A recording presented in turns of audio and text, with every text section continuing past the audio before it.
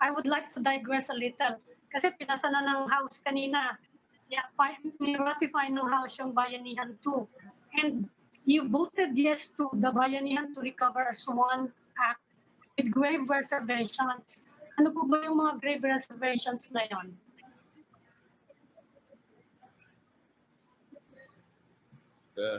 Yes, in the first place, Ami, that relief and stimulus package under the Bayanihan 2 is so meager.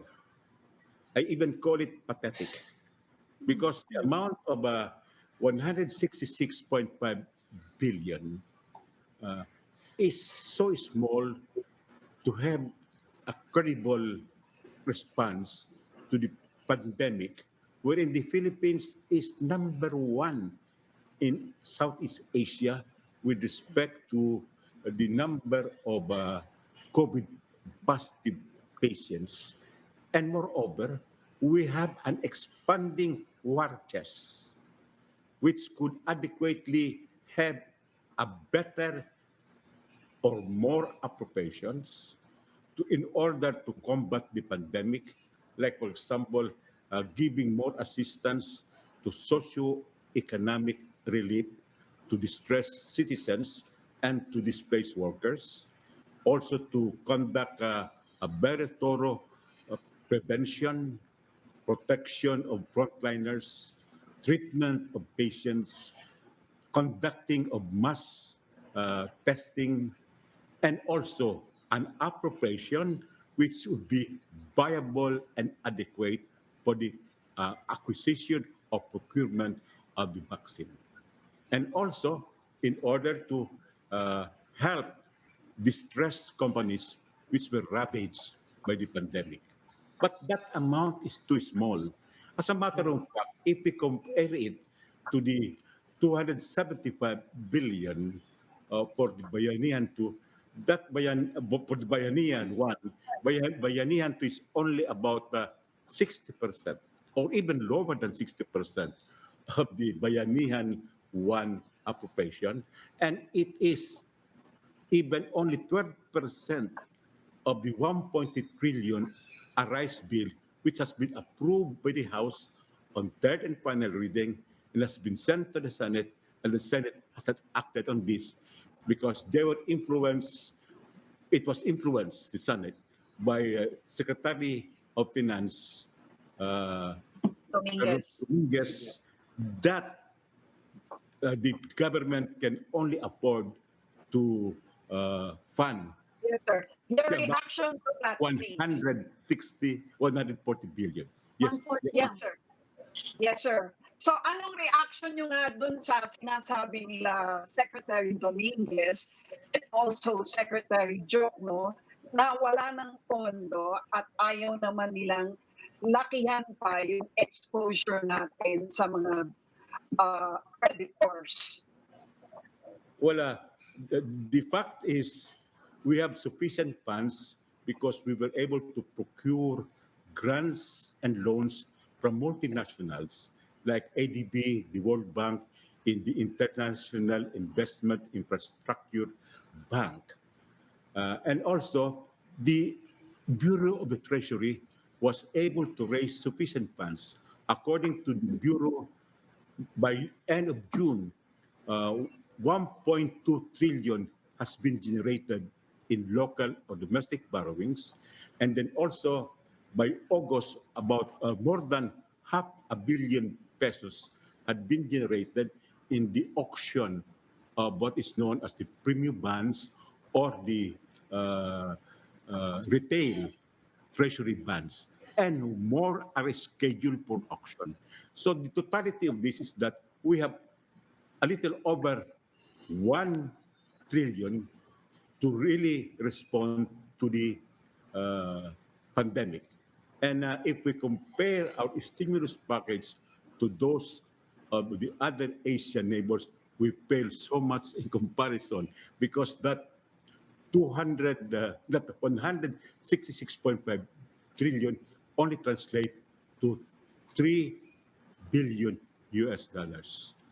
Other countries in Asia, in Southeast Asia have much more stimulus package which they were able to adapt much earlier than the Philippines. Pero Congressman, meron na I just wonder why in Go ahead, go ahead. Yeah. Congressman, the message is very loud. Yeah, go ahead. Yeah. You're wondering.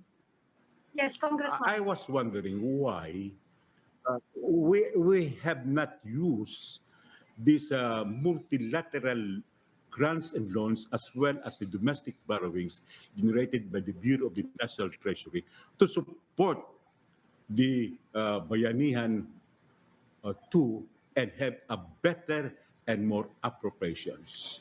Under the funding sources enumerated in Section 11 of Bayanihan 2, nowhere is there any funding source from the foreign and domestic borrowings of the Philippines. And also the report of the Department of Budget and Management with respect to what has been released so far for the COVID response does not also include any availment of funds sourced from the multilaterals and from the domestic borrowings. Are these foreign borrowings and domestic borrowings also under lockdown? Or is there uh, a partisan motive that this would be used in another enterprise? That is a question I would like to throw to the Duterte government, more particularly to the Department of Finance.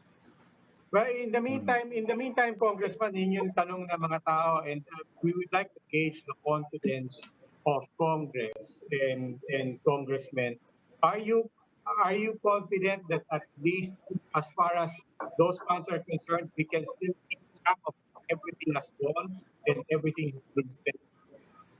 I'm sorry, your voice was garbled. I could not understand well the question. Your Can- signal is choppy. Yeah, Okay.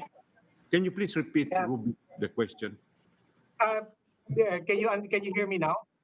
Can you A hear me now, Congressman? a little Okay, bit. yun din po yung tanong ng mga tao eh. So we want to gauge the confidence of our legislators, especially those at the House of Representatives. What is your confidence that at the end of the day, whatever all our questions, there will be a proper counting of how government has been spending all of this? Or are you starting to lose confidence that baka bukod sa hindi, baka dumating yung araw that we cannot even count for all of this, whatever the instrument?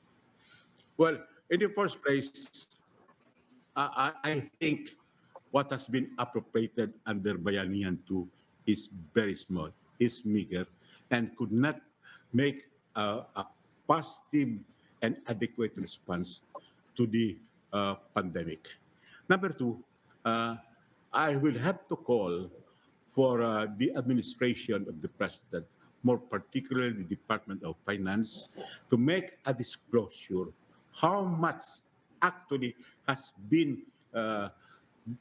availed of in foreign loans or foreign grants. Number two, for the Bureau of Treasury under the Department of Finance to tell the people how much domestic borrowings have been generated. These are very important questions because our children and grandchildren will have to have the burden of paying the debt service for these domestic and foreign borrowings, and much worse if they find out that their parents were not able to really benefit from these foreign and domestic borrowings which they have to pay.